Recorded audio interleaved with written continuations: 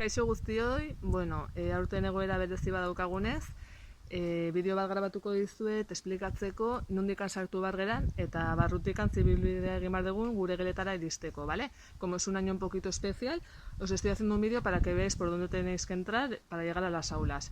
Entonces esta es la entrada principal, ¿vale? Sarrera nagusia, eta hau da egin behar dugun ibilbidea.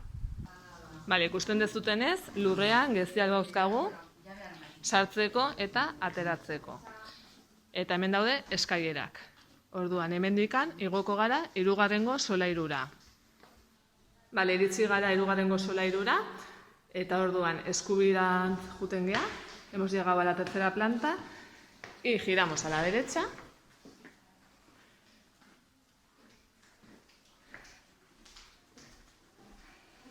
Y aquí tenemos escondiditas la 311 y la 312.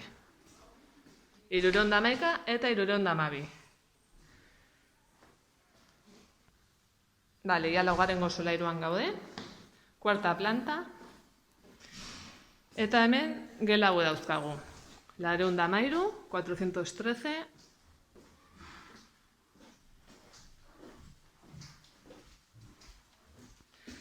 La de Ondamabi, 412, eta la de Ondamaika, la 411.